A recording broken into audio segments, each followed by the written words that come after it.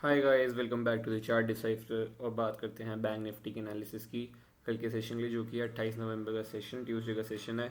आज छुट्टी थी मार्केट की, तो मैं एनालिसिस वीडियो आज सुबह रिकॉर्ड करके आप लोगों के लिए डाल रहा हूँ कल के लिए कि क्या बेस्ट सेटअप हो सकता है कल के दिन के लिए, क्या बेस्ट सेटअप हो सकता है, उसका एनालिसिस करेंगे। तो यहाँ पे कंटिन्यूसली जैसा मैं बताता आ रहा हूँ आप लोगों को एक चीज़ कि यहाँ पे 44,000 हमारी एक मेजर रेजिस्टेंस है ऊपर की साइड में। ये मैं हम रोज़ बताता आ रहा हूँ आप लोगों को। पहले भी बता रहा था कि 44,000 जो है ऊपर की साइड हमारी मेजर रेजिस्टेंस है। मार्केट ने इसके ऊपर कोशिश तो करी, बट यहाँ पे सस्टेन कर नहीं पाया और नीचे आकर अब यहाँ पे कंसोलिडेशन कर रहा है। ठीक है, इस जगह पे नीचे आके इस जगह पे ही कंसोलिडेशन कर रहे हैं। यहाँ पे कोई डायरेक्शन नहीं है अभी इस एरिया के अंदर, अगर आप देखोगे तो कोई डायरेक्शन नहीं दिखी आपको, ना तो ये ऊपर जा रहा है ना ये नीचे जा रहा है। एक यहाँ पे नीचे आया फिर वापस ऊपर जाने लग गया, तो यहाँ पे कोई डायरेक्शन नहीं है इस रेंज के बीच में मेरे अकॉर्डिंगली। अब जो मेजर मूवमेंट आएगी मार्केट के अंदर वो इस रेंज के अप साइड में और नीचे साइड में ही आएगी। इसके बीच में ये ऐसे ऐसे वोलेटाइल या साइडवेज ही रहेगा। ठीक है, तो ज़्यादा बड़े मूव सोचना मत और पोजिशनल देखना मत इस रेंज के बीच में। और नीचे साइड में जैसे मैंने बताया लेवल जो है 43,225 हमारा मेजर सपोर्ट है, एक की लेवल है। इसके नीचे मुझे लगता है एक अच्छा फॉल आ सकता है, जो इसको पहले तो 43,000 तक लेके जा सकता है करीब करीब, और उसके बाद 42,800 तक इसको लेके जा सकते हैं नीचे की साइड में। ठीक है, और यहाँ पे ऊपर की साइड में अगर ये इस रेंज के ऊपर निकलता, जो कि मेरे अकॉर्डिंगली है 43,850 के करीब ये ऊपर निकलता अगर इधर की साइड में, तो ये पहले 44,000 तक जाएगा। और फिर 44,000 के ऊपर अगर ये कंटिन्यू ट्रेड करने लग जाता है, क्लोजिंग करता है क्लोजिंग बेसिस पर डेली टाइम फ्रेम पे, तो मुझे लगता है इसको ज़्यादा टाइम लगेगा 44,400 तक जाने के लिए। ठीक है, तो अब हम बात करते हैं एक चीज़। हाँ ज़रूर है, वीकली कैंडल क्लोज हो गई थी, तो वीकली कैंडल भी एक बार देख लेते हैं यहाँ पर। तो वीकली कैंडल में अगर आप देखो, जैसे मैं पहले भी पिछले वीकली कैंडल भी दिखाई थी मैंने, पिछले वीक भी मंडे के सेशन से पहले एनालिसिस करी थी मैंने। तो उसमें मैंने यही बताया था कि जो हमारी यहाँ पे मेजर रेजिस्टेंस जो थी, ये एरिया जो था हमारा पूरा रेजिस्टेंस एरिया था 44,000 के आसपास का एरिया, ये हमारा मेजर रेजिस्टेंस एरिया था। मार्केट ने इसको फाइनली यहाँ पे ब्रेक किया और काफ़ी बड़ी करेक्शन दिखी है। उसके बाद मार्केट अब धीरे धीरे यहाँ पे जा रहा है, पर ये जिस तेज़ी से जा रहा था वो रिस्की था। मैंने यही कहा था कि ये इस वाली कैंडल में जिस तेज़ी से जा रहा है ये थोड़ा रिस्की है, इसको थोड़ा पुल बैक लेके यहाँ पे अगर कंटिन्यू करेगा तो ज़्यादा अच्छा होगा हमारे लिए। तो मैंने यही बताया था आप लोगों को पिछली वीक की कैंडल में, हो सकता है यहाँ पे अगर नीचे आए और फिर उसके बाद अगर ये वापस कंटिन्यू करता है इसके ऊपर, तो ये और हमारे को बड़े टारगेट से दिख सकता है जाता हुआ। जो पहला टारगेट हमारा रहेगा वो यही रहेगा, जो कि है हमारा 44,800 के करीब करीब। और उसके बाद हमारा नेक्स्ट टारगेट जो रहेगा, अगर 44,800 के ऊपर निकलता है तो मुझे लगता है काफ़ी बड़ा ब्रेकआउट हो सकता है और ये वापस अपने ऑल टाइम हाई को टेस्ट करने जा सकता है 46,000 के आसपास। इस जगह पे 44,800 से लेकर 45,000 हमारा एक रेजिस्टेंस एरिया रहेगा इधर ऊपर की साइड में, अगर आप देखोगे तो। और अभी अगर आप देखो तो मार्केट अपने आप को करेंटली होल्ड करने की कोशिश कर रहा है इस लेवल के आसपास। अगर आप देखोगे तो मार्केट यहाँ पे हमारे को, अगर आप देखो नीचे आया मार्केट, धीरे धीरे यहाँ पे ऊपर गया है और मार्केट ने कोशिश करी बट फेल हो गया। यहाँ पे एक नेगेटिव कैंडल भी बनाई, बट मार्केट में अगर आप देखो तो मार्केट ने से नीचे ट्रेड करने की कोशिश करी, बट एक क्लोजिंग मैंने जैसे बताया था आप लोगों को पिछली बार वीकली एनालिसिस की, वो वीकली एनालिसिस की कैंडल में, कि ये नीचे जाने की कोशिश, अगर इसे नीचे ट्रेड करना स्टार्ट करता है तो हो सकता है कि नेगेटिव प्राइस बन जाए वापस से। बट मार्केट ने अगर आप देखो तो नीचे से रिजेक्शन लेके ऊपर आके क्लोजिंग करी है, तो बायर यहाँ पे कहीं ना कहीं इस मार्केट को होल्ड कर रहे हैं इस जगह के आसपास कहीं। और अगर आप देखो तो एक छोटा सा यहाँ पे अगर आप देखो तो एक फ्लैग सा भी बन रहा है, अगर आपको दिखेगा तो इस जगह पे एक छोटा सा यहाँ पे एक फ्लैग बन रहा है। ये ये अगर आप देखो तो एक छोटा फ्लैग बन रहा है यहाँ पे, अगर इसके ऊपर कंटिन्यू करता है तो ये हो सकता है वापस से इन टारगेट जैसे मैंने बताया इधर तक जा सकता है, जो कि है 44,800 तक के आसपास ये जा सकता है वन वे पोजिशनल बेसिस पर, अगर आप देख सकते हो तो।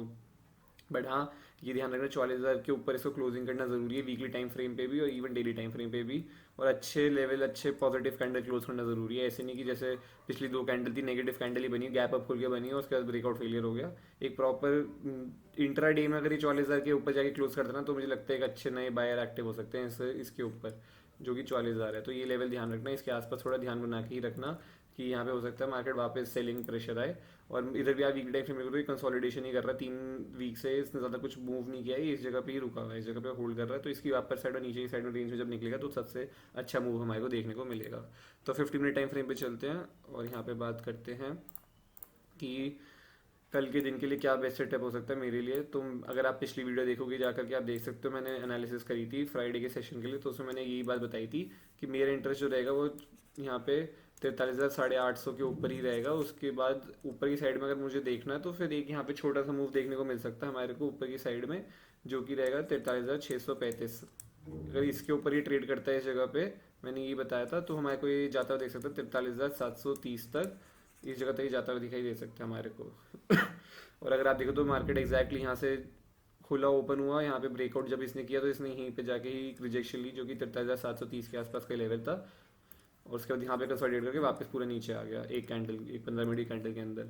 तो ये इधर एग्जैक्टली इधर ही हमारा टारगेट इसने हिट करते था, जो मैंने लेवल निकाल के दिया था 43,730 और 43,635 के ऊपर। मैंने ये कहा था कि ज़्यादा बड़ी क्वांटिटी जाना मत, क्योंकि ज़्यादा बड़ा टारगेट है भी नहीं इसके ऊपर, यही आपको एक मूव मिलेगा। और ये काफ़ी अच्छा मूव भी था, ये एक ही कैंडल में पहुंच गया था ऑलमोस्ट 43,730 इसके ब्रेकआउट के बाद इस जगह पे।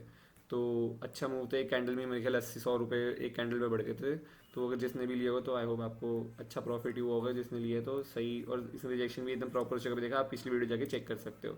तो अब बात करते हैं कल के लिए क्या बेस्ट सेटअप हो सकता है। तो अब मेरा इंटरेस्ट जो है नीचे की साइड में, अभी तो अभी के लिए कुछ नहीं है। अगर मार्केट कहीं पे भी खुल जाता है 600 के आसपास खुल जाता है, 600-700 के बीच में या 700-800 के बीच में खुल जाता है और नीचे जाता है, तो मेरे को कोई इंटरेस्ट नहीं है। मैं अब नीचे की साइड में जब तक ये 43,500 के नीचे नहीं निकलेगा तब तक मेरा कोई इंटरेस्ट नहीं रहेगा इस जगह पे। अभी अगर ग्रैप डाउन खुल जाए इतना बड़ा और यहाँ पे कंसोलिडेशन करे और फिर इसके बाद नीचे कंटिन्यू करता है, तो फिर मैं इसको दे सकता हूँ। उसके लिए मेरे लिए पहले टारगेट जो रहेगा वो 43,420 रहेगा, और उसके बाद मेरे लिए नेक्स्ट टारगेट जो रहेगा वो रहेगा आपका 43,350। ये दो टारगेट रहेंगे। और पोजीशन सजी लेकिन मैं 25% ही रखूँगा नीचे की साइड में, और ऊपर की साइड में मेरी 25% ही रहेगी अभी के लिए। तो एक लेवल है बस, अगर एक ऊपर की साइड में अगर आप ट्रेड देखना तो ऊपर की साइड में मुझे लगता है 43,800 के ऊपर एक मूव आ सकता है यहाँ पे। अगर आप देखो तो 43,800 के ऊपर एक मूव आ सकता है। इसने यहाँ पे पहले एक रेजिस्टेंस लिया और यहाँ पे 2 बार इस दिन पे भी रिजेक्शन लेने की कोशिश करी है। अगर ये इसके ऊपर ट्रेड करता है 43,800 के ऊपर, तो ये पहले तो मैं जा सकता है 43,850 के आसपास। और 43,850 एक थोड़ी मेजर रेजिस्टेंस है, ऊपर साइड में कंटिन्यूस बताता आ रहा हूँ, तो इस जगह पे ध्यान रखना। तो मेरे अकॉर्डिंगली सबसे बेस्ट चीज़ ये होगी, आप 43,850 के ऊपर ही देखो, 50 पॉइंट के लिए भी क्यों रिस्क लेना अपना। तो मेरे अकॉर्डिंग 43,850 के अगर ये ऊपर ट्रेड कंटिन्यू करना शुरू कर देता है यहाँ पे, तो मुझे लगता है ये अच्छा मूव दे सकता है। इसको 43,960 और उसके बाद 43,000, उसके 44,050, ये दो टारगेट मेरे रहेंगे। अगर ये 44,050 के ऊपर भी अगर निकल गया कंटिन्यू, तो मुझे लगता है बहुत बड़ा शॉर्ट कवरिंग आ सकता है, पर मैं अभी एक्सपेक्ट नहीं कर रहा हूँ। जैसे ये जा रहा है तो मुझे लगता है 44,050 पे एक बारी तो ये रुकेगा, उसके नेक्स्ट आने वाले दिनों में अगर ये कंटिन्यू करता है इस लेवल के ऊपर, तो मुझे लगता है कि एक अच्छा शॉर्ट कवरिंग आ सकता है, इसको सीधे 44,400 तक लेके जा सकता है। और उसके आगे और बड़े टारगेट्स हमारे को देखने को मिल सकते हैं मार्केट में। तो अभी के लिए तो यही रेजिस्टेंस है। तो मेरे लिए बेस्ट सेटअप यही रहेगा कि अगर ये इस रेंज में ही खुल जाए 700-800 के बीच में, और ये 800 को निकालता है और फिर 850 पे जाके एक पुल बैक लेके ऐसे कंटिन्यू अगर करता है इस जगह पे, तो मेरे लिए बेस्ट सेटअप होगा। अगर ऐसे कंटिन्यू करता है, यहाँ पे कंसोलिडेशन करता है वापस और फिर निकलता है ऊपर, तो मैं यहाँ पे इंटरेस्टेड रहूँगा। बट क्वांटिटी यहाँ पे 25 से 50% ही देखना आप, इससे ज़्यादा क्वांटिटी मत देखना 850 के ऊपर मेरे अकॉर्डिंगली। पर हाँ, एक पेंडिंग मूव है, अगर 43,850 से निकालो तो एक पेंडिंग मूव है जो क्विक मूव जा सकता है, हमारे को 44,000 तक देखने को मिल सकता है क्विक मूव। तो हाँ, 25 से 50% मेरे अकॉर्डिंगली यहाँ पे आप क्वांटिटी देख सकते हो अपने रिस्क के अकॉर्डिंग। अगर आप रिस्क ज़्यादा नहीं ले सकते हो तो आप 50% में ट्रेड करना, बट अगर आप रिस्क ले सकते हो थोड़ा, तो यहाँ पे आप 50% क्वांटिटी देख सकते हो इसके ऊपर 43,850 के ऊपर। ये जो लेवल है हमारी, इसके ऊपर अगर एक क्लोजिंग करता है 15 मिनट टाइम फ्रेम पे, तो मुझे लगता है काफ़ी अच्छा निकल सकता है। सेटअप बनने के ऊपर भी है, मैं यहाँ पे 25-50% तब डिसाइड करूँगा मेरा सेटअप कैसे बन रहा है। अगर काफ़ी खास बहुत अच्छा सेटअप बन गया, जैसे मैंने समझाया कि ये यहाँ पे खुलता है उसके बाद निकलता है, उसके बाद ये यहाँ पे एक पुल बैक लेकर कंटिन्यू करता है इसके ऊपर, तो मेरे लिए काफ़ी अच्छा सेटअप है। तो मैं यहाँ पे 50% जरूर ट्रेड करना देखूंगा एक बारी को।